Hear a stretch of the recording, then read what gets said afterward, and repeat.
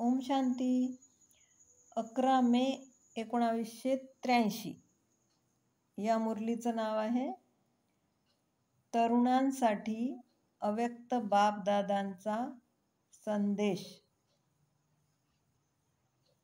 आज बापदादा हंस आसनधारी हंसांची सभा पाहत आहेत. प्रत्येक श्रेष्ठ आत्मा, पवित्र आत्मा नेहमी एक बाप दुसरा नाही कोणी या लगनमध्ये मगन असतात. हीच स्थिती हंस आसन आहे. अशा पवित्र हंसांना पाहून बापदादा आनंदित होतात. प्रत्येक पवित्र हंस ज्ञानी तू आत्मा, योगी तू आत्मा, विश्व कल्याणकारी आहे. प्रत्येकाच्या मनात दिलारामचीच आठवण आहे. प्रत्येक जण आपले वर्तमान आणि भविष्य बनवत आहेत. असा श्रेष्ठ संगठन संगम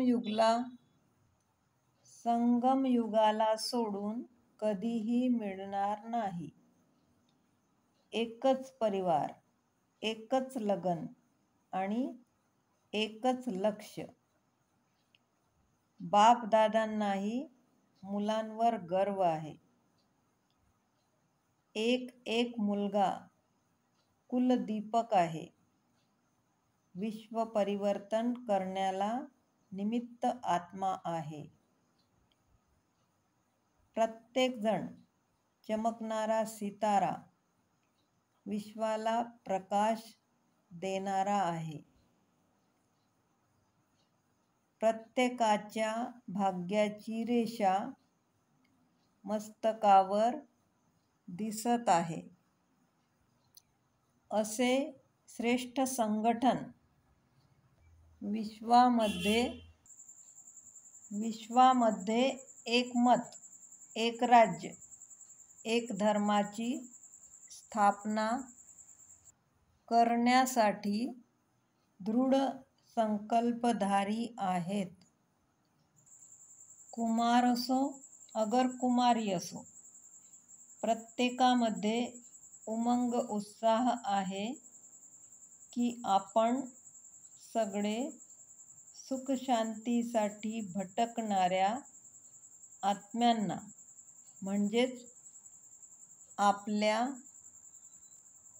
भाऊ बहिणींना सुख आणि शांतीचा अधिकार मिळवून देऊ. आपल्या विश्वाला पुन्हा सुखशांतीचा संसार बनवू. पवित्रताची शक्ती तुमच्यात आहे आणि मास्टर सर्वशक्तिमान असल्यामुळे सर्व शक्तिया सोबत आहेत. संगठनची शक्ती आहे. त्रिकालदर्शी असल्यामुळे तुम्ही जाणता की अनेक वेळा तुम्ही विश्व परिवर्तक बनले आहात. कल्पकल्पचे विजयी असल्यामुळे आताही विश्व परिवर्तनच्या कार्यात तुमची विजय निश्चित आहे. निश्चय बुद्धी विजयंती असा अनुभव होतो ना. विश्वाच्या मालिकला विश्वाचे राज्य निश्चितच प्राप्त आहे. बापदादा म्हणतात, महागाई म्हणतात, पण महागाईचा आधार आहे चरित्राची महागाई. जेव्हा चरित्राची महागाई वा चरित्राची दुःख अशांतीची गरिबी संपेल तेव्हा सर्व आत्माए धनवान बनतील, राज्य अधिकारी बनतील. आपल्या देशाला श्रेष्ठ बनवू, इतके धनवान बनवू की अप्राप्त वस्तूच राहणार नाही. हा दृढ संकल्प करून परिवर्तनचे उदाहरण बनून दाखवा. कारण फक्त बोलणारे खूप आहेत. लोकांचाही आता विश्वास राहिला नाही. असे म्हणणारे आता सत्यालाही धोका समजतात. म्हणून फक्त मुखाने बोलू नका, तर तुमच्या जीवनाची श्रेष्ठता बोलली पाहिजे. तुम्ही एक एक पवित्र हंसाची पवित्रताची झलक चालण्यात, वागण्यात दिसली पाहिजे. तुमची सगळ्यांची श्रेष्ठ स्मृतीची समर्थी नाराज आत्म्यांमध्येही शक्ती भरेल.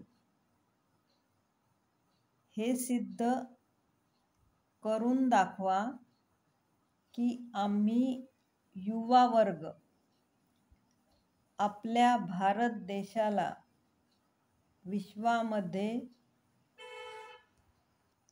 विश्वामध्ये सर्वश्रेष्ठ स्वर्ग बनवून दाखवू.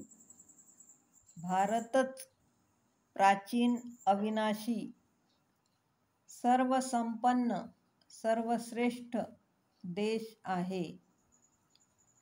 भारत जगाला आध्यात्मिक प्रकाश देणारा लाईट हाऊस आहे.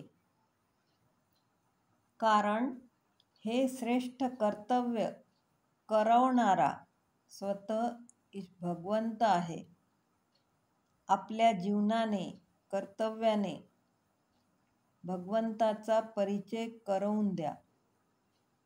बापदादा म्हणतात, एक एक शिवशक्ती कमाल करून दाखवणारी आहे.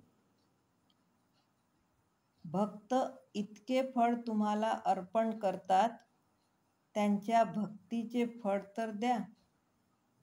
भक्तांची दया येत नाही का? महावीर हनुमानची पण खूप पूजा होते. आणि दुसरा विघ्नविनाशक गणेशची पण पूजा होते. सगळ्यांना शक्ती मिळावी अशीच इच्छा असते. अशा भक्तांना भक्तीचे फळ द्या. नेहमीसाठी त्यांना विघ्न संपवण्याचा सहज रस्ता दाखवा. ज्याच्या बुद्धीमध्ये नेहमी बाबा आणि सेवा आहे, ते सहजच मायाजीत बनून जातात. कुमारांनी नेहमी स्वतःला बिझी ठेवलं पाहिजे. शरीर आणि बुद्धी दोन्ही बिझी. बिझीमॅन बना, बिझनेसमॅन नाही.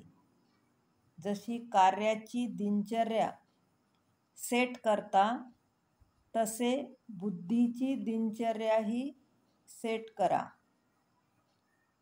ज्या पण सेवा होतात त्यामध्ये कुमारांची विशेष भूमिका आहे. स्वतःचा भंडारा भरपूर आहे, तर इतरांना दान द्यायला पाहिजे. मातांना खुशी झाली पाहिजे की खास आमच्यासाठी बाबा आले आहेत. तुम्ही फक्त लौकिक परिवाराची जबाबदारी घेणाऱ्या नाहीत, तर विश्वातील सर्व आत्म्यांच्या सेवेची जबाबदारी घेणाऱ्या आहेत. नेहमी बाबांची आहे, बेहदची आहे या स्मृतीने सर्व आत्म्यांची शुभ संकल्पाने सेवा करत चला. मुखानेही सेवा करा आणि संकल्पानेही करा. प्रत्येक श्वास मध्ये सेवा असली पाहिजे. ओम शांती.